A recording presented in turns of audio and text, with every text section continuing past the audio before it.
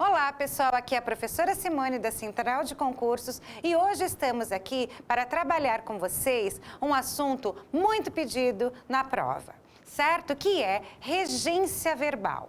Trouxemos aqui hoje o verbo implicar e vamos vê-lo dentro de um exercício e aí partir para a explicação, correto?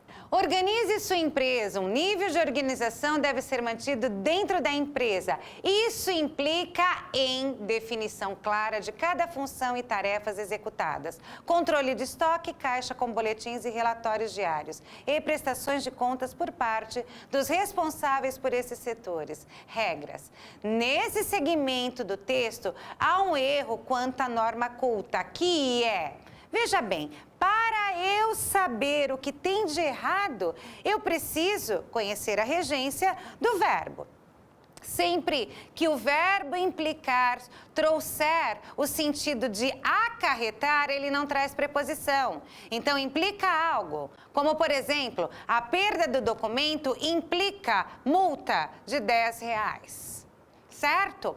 O verbo implicar, ele vai pedir a preposição em se ele tiver o sentido de envolver. E aí vai lá um exemplo, tá? O motorista implicou-se em acidente grave, ou seja, ele se envolveu em acidente.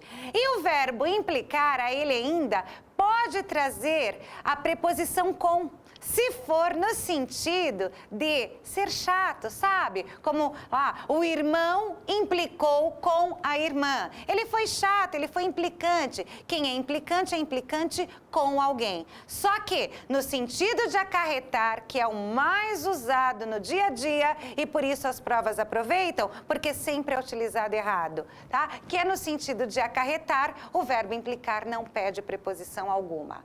Tudo bem? Então, olha aqui, eu só vou responder esse exercício de forma correta se eu souber dessa regra. Olha isso. Há um erro quanto à norma culta que é o mau emprego do possessivo sua em sua empresa. Não, isso está o correto. A má utilização da expressão nível de. Também não vemos nada de errado aqui.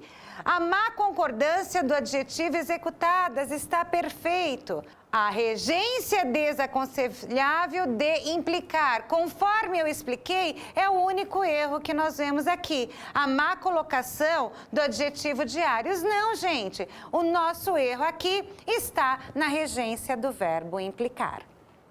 Sempre ficar muito atento à regência dos verbos, que é um assunto que cai em muitas provas, para não dizer em todas, certo? Pessoal, mais uma vez, muito obrigada pela participação de vocês e até a próxima.